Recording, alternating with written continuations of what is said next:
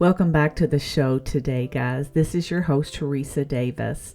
My guest today is Dr. Saundra Dalton Smith. She is a board-certified internal medicine physician, but she has an interesting work history. She is the founder of Restorasis, a professional development agency dedicated to restoring well-being in the workplace, and she has written several books featured in Women's Day, Fox, MSNBC, Psychology Today, and TED.com. The book that we're going to talk about today is Sacred Rest. This book evaluates 7 types of rest that we need to optimize our productivity, increase our overall happiness, overcome burnout, and live your best life. She has a quiz on her website that I encourage everyone to take. It's therestquiz.com. Today's episode on rest is timely, considering Christmas is a week away. I hope you will take the time to let Dr. Saundra's wisdom soak in. We are all in a rest deficit. And just to give you a sneak peek, sleep is not rest. I have an announcement to make today, guys. Today's episode will be the closing episode for Season 1.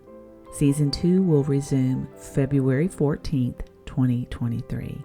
I encourage you to take this time and go back and get caught up on episodes that you may have missed. The Joseph series is near and dear to my heart. It is one of the places that I was taken to in the scripture to be able to help me understand my grief and what I was going through. The insights that I learned while moving through that story, I will hold near and dear to my heart for many, many, many days to come. I encourage you, if you haven't listened to them all, they're short in duration. I think the longest one is maybe 25 minutes. To get the full depth of the series, I encourage you to go back and listen to the episodes back to back. It will help you see from a broader perspective. And in the meantime, please stay in touch. If you're not on my email list, you can go to thegriefmentor.com, sign up for my newsletter. I do have some free resources there. If you haven't already received those, I have a grief survival guide as well as a playlist for those who grieve. We all know how difficult it is to listen to music, and when I found a song that spoke to my heart, I would add it to that playlist, and I've shared that with you guys. I love that playlist. I listen to it on a regular basis, even today. But during the sabbatical, I would love to hear from you. Please email me, Teresa at thegriefmentor.com. Reach out to me. I'm on Instagram. I'm on Facebook. The handle is Grief Mentor. I do have a YouTube channel, as I've mentioned before. I post all of the videos on the YouTube channel. So if you have listened to the audio and you'd like to go back and listen to another episode again, you can go to YouTube and see the video. I will tell you that there are a couple of videos that I was not able to use due to internet connection. So during those videos, you will just see the picture of the person I'm interviewing. However, I have learned a lot along the way, guys, and I now have added subtitles to all of the videos. I believe they all have subtitles at this point. So it helps for viewing, especially when you maybe don't want to hear the sound, but you can see the actual video. I can't wait to introduce to you the guests that I have chosen for the first half of the season for next year. But in the meantime, if there is a specific topic that you would like me to address, just drop me an email or a direct message on social media, Facebook, Instagram, whatever is your favorite. And I do want to mention, I am involved in a ministry called Sisters Forward. It's myself and 4 other women. We have a ministry page where we do devotions. So if you would like to see some of my devotions, you can go there. Most of my devotions are video. There are maybe one, I've done one so far that was actual post. But you can follow me there, as well as the other ladies in the group, to see their devotions. As a group, we have written a second devotion book. The first one was on the fruits of the Spirit. The second one will be released after the first of the year. Think on these things. Welcome to the Grief Mentors podcast with Teresa Davis. It exists to restore hope, promote healing, and equip grieving souls for life after loss. I will illuminate God's Word through the eyes of grief and provide interviews that speak healing into the mind, body, and spirit of the brokenhearted. I'm so glad you're here. Thank you for joining me today, Dr. Smith. Welcome, Joe. It is my pleasure. Thanks for having me. I want to introduce you a little bit to our listeners so they know who you are today. Dr. Saundra Dalton Smith is a board-certified internal medicine physician. She is an international wellness expert featured in numerous media outlets, and she's a busy physician, author, and mom. So she understands how demanding life can be. And just to let our listeners know how our paths crossed, I have never met Dr. Saundra until today, but I was in the throes of my early grief journey and I was very desperate for some sort of rest because I had none. So I was listening to a podcast that I just happened to stumble upon, and I heard Dr. Saundra speaking about the Sacred Rest, her book, and the title is Sacred Rest, Recover Your Life, Renew Your Energy, and Restore Your Sanity. And she talks to us in the book about 7 types of rest that our bodies need, that we were created to have, which is so overlooked and underused, as she will explain to us today. And just to let you know, your words were life-giving to me. It was a drink for a thirsty soul. I soaked up every word. And I'm just so excited for you to be here. Now, in the beginning of the book, you share with us your journey that brought you to the place where the sacred rest was born. Can you tell us about that journey and what brought you to the place to write the book? Yes. Well, as you mentioned, I'm an internal medicine physician, and I was about 7, 8 years into practice at that time, had just had kids. So both of my boys were toddlers and diapers under the age of 2. And I just recalled that particular day that coming home, I was just exhausted. I was exhausted most days. But on this particular day, I just remember picking up my kids from daycare and coming home and just feeling like I was at the end of myself. I had everything that I had prayed for. I had the job that I'd prayed for, the kids that I prayed for, the house, the husband, all the things, and just felt so empty and depleted and drained. I didn't feel like I had the energy to even enjoy the blessings that I was looking at in my life. And I just remember laying out on the floor and for the first time, just really feeling like God speak to my heart. This is the first time you've stopped and even inquired of me about this situation. I'd gotten so used to staying busy and staying productive and trying to push and check off things on my to-do list that I really stopped asking God about if I needed to be doing the things on the list or what I needed to get back to his way of doing things. I listened to your TED Talk. So if anybody wants to listen to her TED Talk, you can find that on YouTube. I thought it was excellent. But in that TED Talk, you said the result of missing out on the rest we need, is a high achieving, high producing, chronically tired, burned out individual. Now, I know you do some work now with businesses.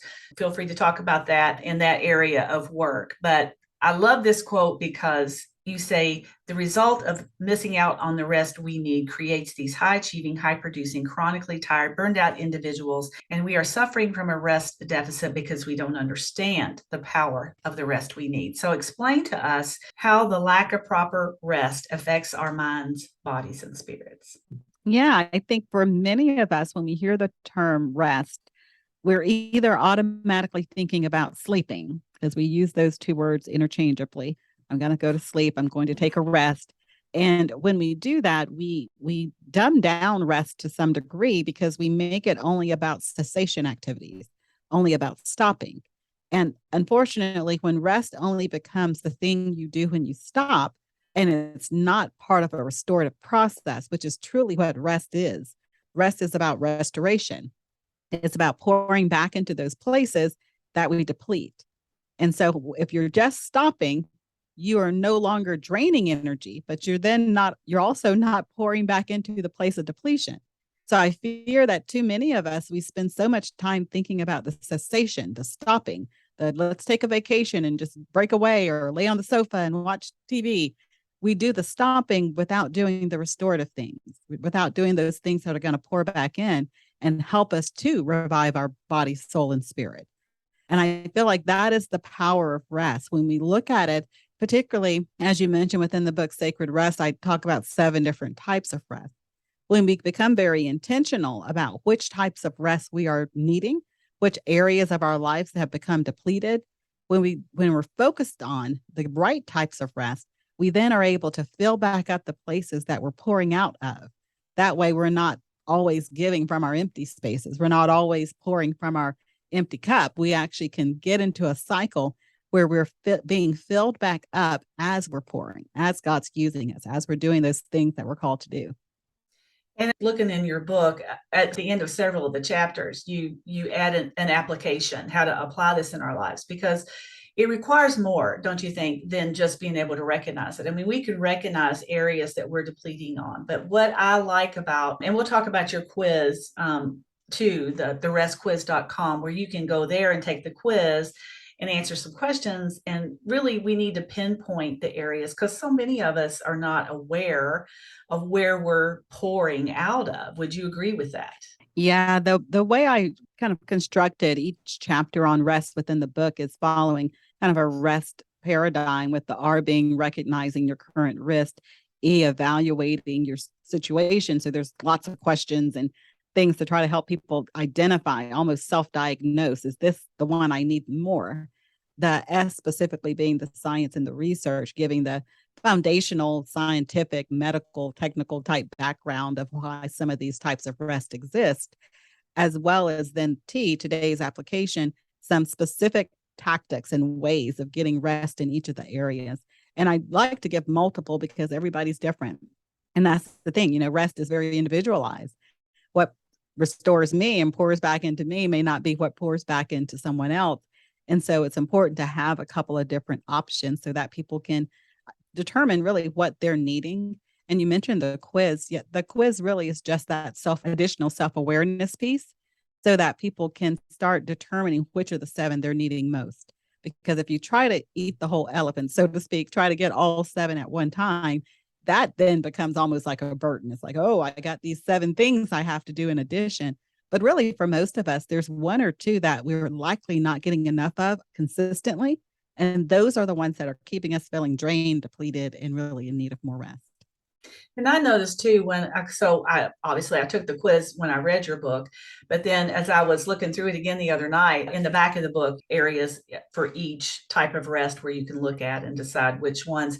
And there were 2, but it's interesting to me that the ones that I feel like now are deficient or wasn't the ones that I was deficient in before. So it kind of does change as we evolve and we figure out how to fill ourselves up, because yeah, I totally agree. Everybody's individualized. For me personally, I need to pull away and have some downtime, whereas my husband's the complete opposite. He's Mr. Social, go, go, go, go, go. And I living in the same household, we've learned to adjust with that. But I love the way you say, everybody is individualized in their rest. One of your quotes that actually is one of my favorite quotes, because you say, rest is the most underused, chemical-free, safe, and effective alternative therapy available to us today. I love that quote because we're all about clean living these days, but yet we have something that's right in front of us that we're not utilizing. Can you share with us the 7 types of rest and what steps are necessary to identify our own personal rest deficits? Yeah, so the 7 types include the physical, mental, spiritual, social, emotional, sensory, and creative. And identifying it really is looking at each one specifically and what are the side effects you would have if you don't get enough rest in that area. For example, with physical, some of the symptoms you may experience are body aches and pains, headaches. It could be swelling in your legs or feet. It could be varicose veins. It could be neck aches.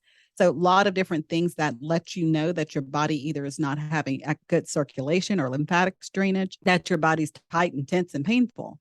And so some of those things can be related to a physical rest deficit. Mental would be confusion. It's difficulty clearing your mind. You lay down at night and your head's racing and you can't get your brain to turn off enough to go to sleep. It can be forgetfulness. It can include things like just consistent ruminating type thoughts where you have a hard time just kind of clearing your thoughts to be able to even focus on things or be able to learn new information. Spiritual includes feeling like you have a lack of purpose, like your life doesn't matter, like you're not contributing to kind of the greater good or to humanity, so to speak, in general, that you feel disconnected from God and from others. Emotional has to do with feeling some of the common things we think of with emotions, depression, anxiety, some of that worries. All of those fit into emotion. People pleasing also fits into emotions, and that feeling of having to meet others' expectations and lose yourself, so to speak, in the process to fit into someone else's mold. Social rest is a little different for each person, depending on if you consider yourself to be an introvert or an extrovert. You mentioned you and your husband. If you're an extrovert, you may find that when you have periods when you are not around life giving people, you can really tell you're really moved, so to speak, by the way other people engage with you. So, one of the things with social rest is to evaluate, are people negatively pulling from your social energy, or are they life giving? They're pouring back into you, because it's very easy for certain relationships to become one sided, particularly if you have kids, adult or in school. All kids kind of pull negatively from our social energy. And so you have to be aware of that. Doesn't mean they're negative people, but they need things from you. They're putting a demand on you socially. Same with if you have clients or you work in a service industry of any sort. You're using a lot of social energy. So you want to take into account who are the people that are pouring back into you. So extroverts tend to need more people pouring back into them because they really feed off of that. However, introverts need social rest as well, because introverts do need other people in their lives. They just tend to prefer smaller groups of people and deeper conversations. They're not so much about the networking and just kind of hanging out and small talk type chatter. They want that deeper level of connection and intimacy with people. Sensory rest evaluates the sensory inputs around you. So it looks at, if you have a sensory rest overload, you may be someone who finds that you become easily agitated after having been at work or after having done some type of sensory rich experience. You get more irritated, agitated, kind of upset, jittery type feelings. A lot of those have to do with the sensory rest deficit. And so you want to evaluate, what are the sensory inputs in the places where you work, the lights, the sounds, how much time are you spending on your gadgets, those types of things. And then creative rest is looking at your ability to be innovative, to think outside the box and to stay creative. And so if you're someone who's doing a lot of problem solving, you're someone whose job requires you to constantly be thinking and kind of considering all the different options and possibilities, you may not think what the work you do is creative, so to speak. But if you're having to decipher information or come up with new ideas or solve problems, those are all creative processes. And if you're using that energy, then you can drain that part of yourself as well. So, for all of us who are curious, take one of those. Let's take sensory, because everybody, we're being overstimulated. Would you agree? I mean, with all the Oh, meat. yeah. Yeah. So how could you take steps once you've identified areas that you're being overstimulated as far as a sensory deficit? What are some steps that somebody can take to kind of give themselves some rest from overstimulation in the sensory realm? There's so many. As you mentioned, I do a lot of work now within organizations that are specifically trying to help their employees not feel burned out and overstressed throughout the day. So I'll give a couple of tips there, as well as some ones you can use at home. At work, one of the things that can work really well, if you notice that your work environment has a tendency to be sensory rich. In other words, maybe you hear phones ringing in the background, or maybe your office is seated near a elevator or something where you're hearing dinging all day long, is to consider using just the noise cancellation earphones for a short period of time in the middle of your day, just to block out that extra sound. Because even though most of us are able to tune out the noise, so to speak, you are tuning it out, but your subconscious is still processing it. In order for you to tune out something, your body has to process it to then tune it out. And so it's stressing that part of yourself, and your response whenever we become sensory overwhelmed is a form of irritation or agitation. So just having moments of reprieve, this very same thing, if you're doing back to back Zoom calls, have a moment where maybe you just close your eyes for 5 minutes and just sit quietly at your desk. We used to do this in grade school back in the day when, they tell you don't have to go to sleep, but just sit there with your head down and your eyes closed. Those were small moments of sensory deprivation. And those small moments of sensory deprivation gives your body a chance to reset, so to speak, to kind of get that little bit of reprieve from all of that input. So you can then kind of have that reset to continue on with your day. Some other ways of getting that: turn off the radio and all of that when you're driving home. Drive home in silence.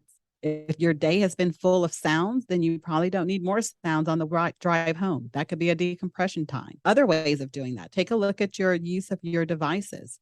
If your cell phone has multiple notifications that you receive throughout the day, consider turning the notifications off to everything except for the actual phone and your text messages. You still can keep all the apps and all the social media and all of that on your phone. But consider this: do you feel like social media should have the right to push you stress whenever it feels like it, whether you want to engage with it or not? It shouldn't. We have to take back our own ownership. That's such an excellent advice. Yeah. Yeah, we have to take back ownership of how we use the devices. They're supposed to benefit us and to help us, not to be little stress boxes that are pushing us notifications whenever. So, that's one of the things that I found to be the most beneficial for myself, is to actually go in and only turn on notifications when I specifically need an app to notify me. I do a lot of traveling for speaking. So I need to know if Delta's going to move my flight somewhere or move the gate or any of those things. So I turn on the notifications while I'm traveling. When I get to where I'm going, I turn it back off, because I don't want to keep getting all of that consistent push of stress, because it's just going to have a negative effect on me. Well, that was great. I love that, just because some people may not even realize that they can go in and turn that off for each app on their phone. All you got to do is go into the settings and turn off notifications. And that, to me, that's excellent advice, because otherwise we're just staying stimulated constantly. One thing I wanted to bring up, I struggle with this and maybe others might too. So I'm a busy gal. So when I'm in my car, that's my time I use to listen to podcasts or listen to whatever. Just, I never listen to the radio, but I'm always listening to something. So I don't have that quiet space in my head. But so this might take us more to the mental rest. But for me, if I'm sitting quietly in the car like that, I have a hard time turning off what's going on in here. Do you have any advice for that? Yeah, so you're correct. That is in the mental rest category. So one of the things with mental rest is we have to kind of, first of all, look at why are we having this problem with mental rest, because it's probably one of the highest rest deficit that we see consistently through the quiz is mental rest deficits. And sensory being the other one that tends to stay consistently high. With mental rest, what I usually recommend, if you find that whenever you try to sit quietly, your head just kind of goes into overdrive and it's over processing information. If it's when you're trying to go to sleep, then I recommend doing what we call a brain dump, or just having a piece of paper, notepad, post-it note, back of an envelope. You really get to pick what it is, but something where you just jot down whatever that is that you're thinking of. If it's your to-do list the next day, if it's a list of groceries you're supposed to pick up at the grocery store, whatever, you write it down. And by the act of actually putting it on something concrete, then gives the brain permission to just release it, because it no longer feels like it has to be responsible for that information. When you're in the car driving and your mind is kind of just overdrive, it's processing all of this stuff, I usually have you start by what exactly is it processing. If it's processing a fear, a concern, a worry, something of that nature, then I always recommend, it's really a biblical precept of kind of thinking on those things that are pure, that are noble, that are worthy of actually your thoughts, rather than what you're currently ruminating over. And so something that helps me, I'm a new mom of a college freshman. So there's all sorts of stuff that I could be worried about on any given day, hour, or moment. And so what I intend to do during those times, I pick a specific characteristic of who God is that I'm going to focus my thoughts back on. It's a mindfulness technique. So instead of allowing my mind to just run down whatever rabbit hole worry or concern that it has, I redirect it back to the thought that I want to be thinking. So sometimes it'll be a word, sometimes it'll be a scripture, but it's a specific reference that I keep redirecting my thoughts back to prevent it from just having that endless kind of negative loop. I love that advice. And I agree 100% because when you're grieving, and one of the things that I encourage my listeners to do is when you have that thought, we can convince ourselves of all kind of crazy things. As you mentioned, the rabbit holes that our brains. And I love how you kind of talk about it like it's its own entity, because I don't think we realize that we can redirect our thoughts. And one thing I like to encourage people to do when you're having that negative, crazy thought in your head, to write it down, because if you write it down and you're looking at it and you're then perceiving that thought with more than one sense, you're looking at it, even say it out loud, sometimes you can realize how absurd it is that you're even entertaining this thought to be truth. And I love how you say, pick a characteristic of God or think on these things, the things that we're supposed to think about that Paul tells us that are good and healthy, that we can redirect our thoughts. We do not have to be victim to where our brains are trying to take us. I think for me personally, I'm fascinated with how our mind works and our brains and how that all connects to make us who we are. So thank you. I think that's all wonderful, wonderful advice. And since so many of my listeners are grieving, Dr. Saundra, some are grieving recent losses, some people are within less than a year, and some people are a little further out like me. We're coming up on the 4-year anniversary of the death of our son. And how can so many times when it depends on what stage of grief, but it's difficult to concentrate and to be able to think about 7 types of rest. But how can we, as grieving families, people, how do we incorporate the 7 types of rest that we talk about today? Yeah. So I think you still have to individualize it because it depends on what the person environment is and what their support systems look like. So even when dealing with grief, I always have people kind of start with that own self-assessment, whether it's the quiz or the short review in the back of the book, because seasons change. And so how you're using and expending energy changes, which is then going to affect which of the 7 types you're probably needing most.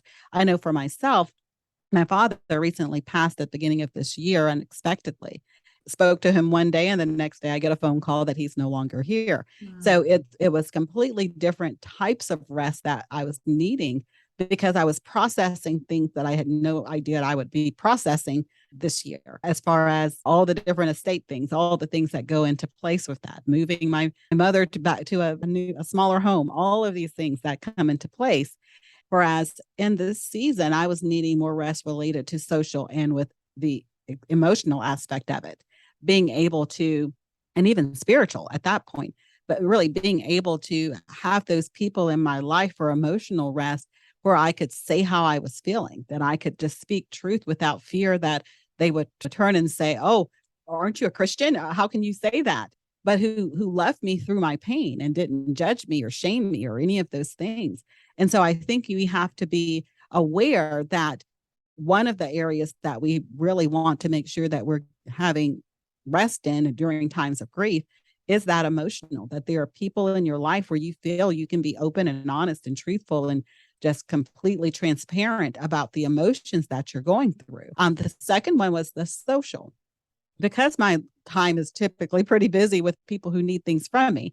Patients don't give me social rest. I'm usually their social rest. I'm the person they come to tell all their stuff and, get support and uplift them. And so when you tend to be the one that people are needing, and you're the one that is the support for other people, you tend to have a very small circle of your own personal social rest people, those people who are kind of life-giving to you, that are pouring back into you. And so that came to the forefront very, very clearly. My husband is one of my biggest social rest advocates. He's the one who kind of makes sure that I'm taking a check-in with myself. And he asked all the right questions to make sure that I have that time for both emotional and social rest. But he could not bear the burden of all of that. And so it became very aware that my social rest circle, I needed to lean on them. I specifically have 2 female friends. We've been prayer partners for over 8 years. And it's one of those things where we always come to each other about different things, but I needed to lean on them on a level I hadn't leaned on them in a long time. And so it's important to know that these are things that might, whereas, like I said, December 31st, they were all great. I didn't have any, real pull on either of those areas. However, what a difference a day makes, everything can change. And then what you're expecting and experiencing and the energy that you're using and the way that you're pouring yourself out can shift. And with that shift comes the ability for a different area to be drained. First of all, I'm so sorry to hear the death of your father. And thank you for sharing that with us. And you hit on so many topics in that segment about grief. And I think so many people who are grieving, we have expectations of others, and we are often let down of that. So you talked about having a narrow circle of people that you could really count on, and I think that's a realistic expectation. And one thing you kind of brought up, and you talk about in the book too, so let's just talk on that, just sit there for a minute, about especially in grieving, but in any area, anything that we're discussing today about the rest, we have to be able to set a boundary. Can you talk about that a little bit, and what is effective boundaries when we are trying to protect ourselves and set goals to be able to manage the rest in our life? Yes, I think boundaries are important because otherwise it becomes very easy to just let other things trample all over your rest because life's busy. There's always stuff that can be done. There's always work that needs to be accomplished. And so unless we are really making the rest and our time of rest sacred, that's really where the title of the book came from. Because for myself, I didn't prioritize rest. Rest was one of those things you did when you found time. When I'm done with all my work, then I'll rest, or I'll block off some rest to do on the weekend, or around Christmas when I have a break. So it wasn't something that I prioritized. It was something I got to when I could. And so with boundaries, it requires you to prioritize it, to protect it to some degree, and to see it as something that's sacred. And so I think that's important because otherwise it's very easy just to let other things just push it out of the way and other things start looking more important. Well, to your point, I feel like when we are in a state of bereavement, like you just gone through, and so many of my listeners have, we realize that we have to make things in our life a priority that we haven't made a priority before.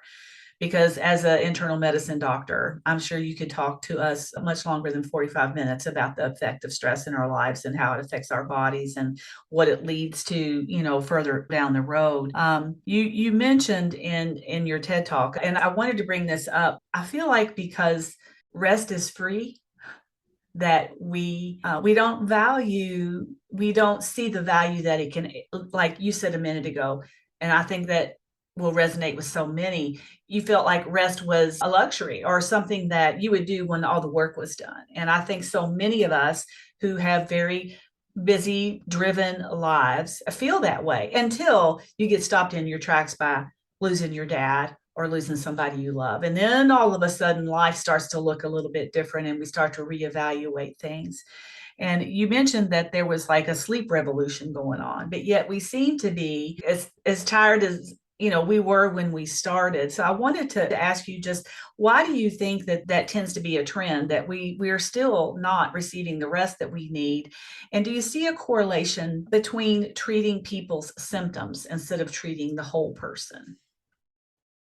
Yeah, I think, when this whole journey first began with the whole sleep revolution and everybody wanting to get better and better sleep, I feel like we put all our eggs in one basket. And by putting all our eggs in one basket, it really set it up so that some people were never going to feel like they could ever accomplish high quality sleep. Because the issue with that is that it's assuming that sleep is kind of isolated in this vacuum to itself, and that it's in no way connected with how well rested you are. Like there's something you can do and just magically go to sleep and get that high quality, stage 3 to 4 non-REM sleep where you're just soundly asleep. But the truth of that is rest is the bridge that gets us over into being able to sleep. It's that connection point between our busy world and the deep quality sleep that we desire. Unless your mind quiets down, unless your body feels comfortable and relaxed, unless you're, at that place where your senses are not hyper sensitive, you're not going to get into that deeper sleep. So I feel like we almost set ourselves up for failure. And it's why so many people feel like, I don't sleep well. I'm not a good sleeper. And what they're saying is my body's not rested enough to even get into deeper sleep.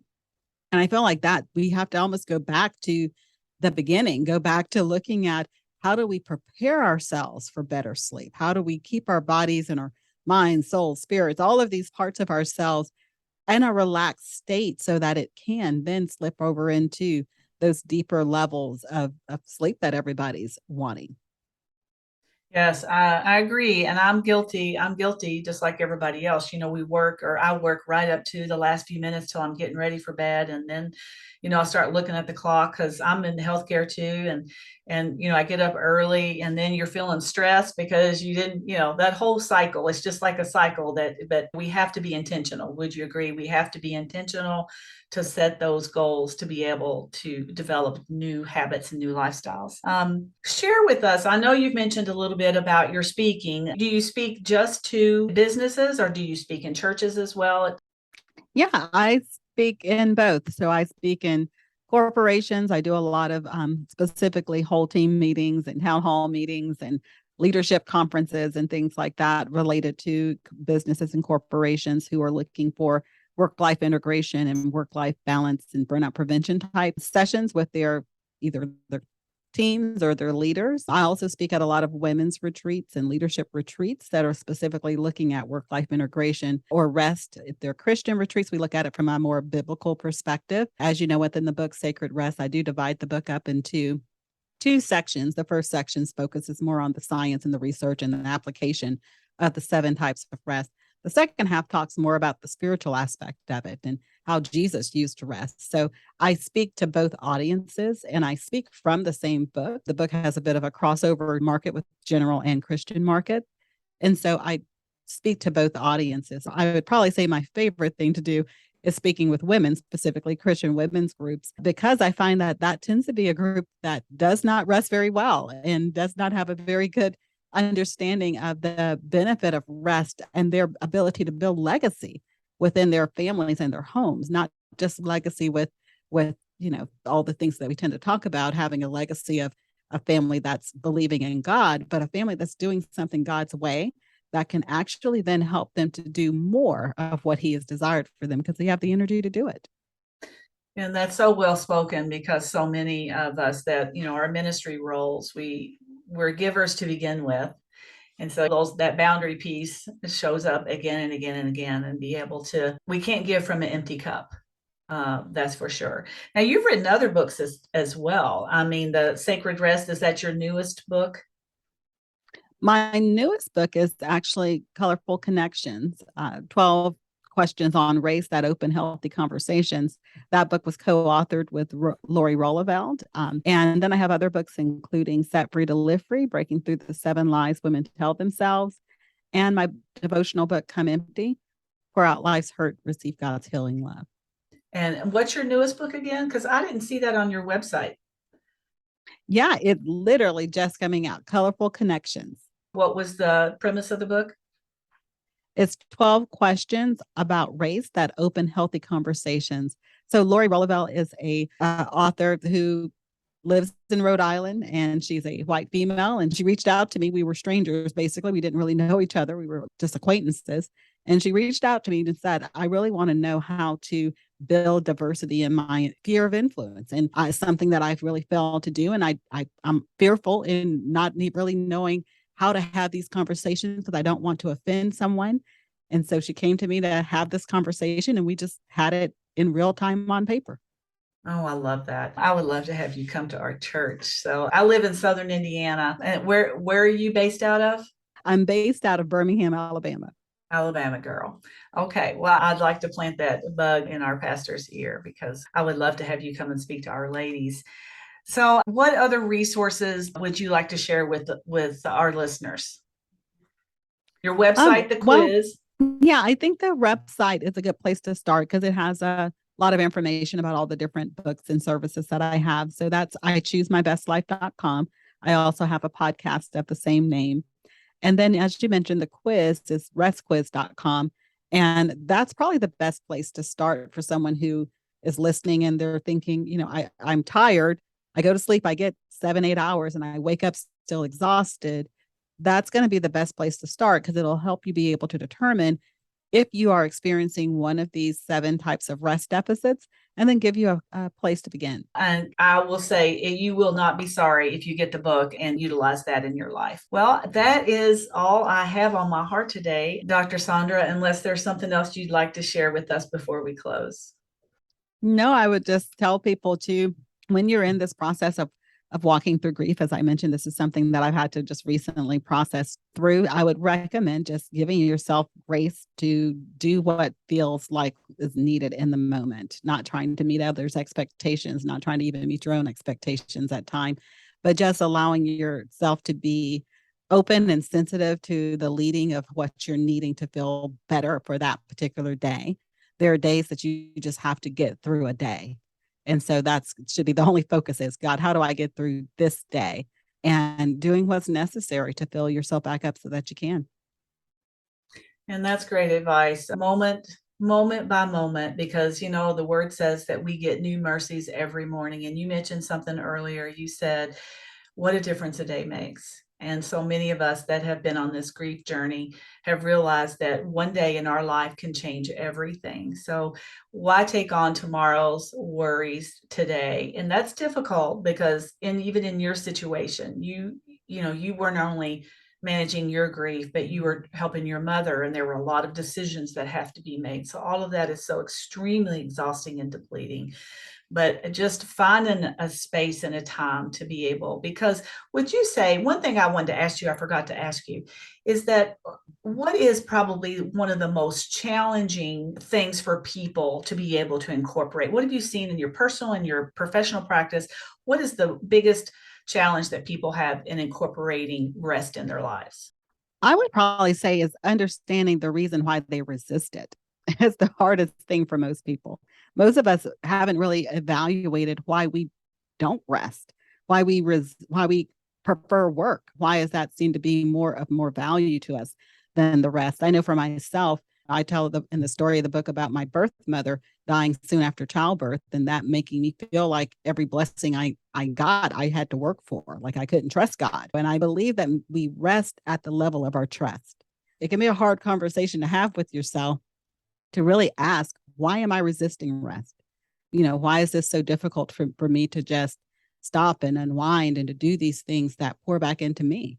If we get into a place where our worth is really wrapped up in our work, that can become very one-sided. If we get into places where we haven't really affirmed our identity in Christ, that can add to it. If we've gotten into places where trust has been rift with God, and sometimes death can do that. I think we just have to be really real and honest about where we come into that relationship and the effect that it can have on our ability to rest. So much wisdom. That's a quote. We rest. How was it you said it? We rest according to our trust. Yeah, we rest at the level of our trust. We rest at the level of our trust. Wow. Yeah, that's pretty phenomenal right there, because we can't turn off our brains because we're trying to control situations. So I love that. We rest at the level of our trust. Well, thank you so much for joining me today, Dr. Saundra. And I will include in the show notes for folks her link for her website, the link for the quiz. And then if your new book is on your website, I'll include the link for that too, because I'd love to read that as well. Yes, and I think you just reminded me to put it on there. Okay, yeah, because I didn't see it on there. So that's awesome. Yes, I will look forward to that. So thank you again so much for spending your day with me.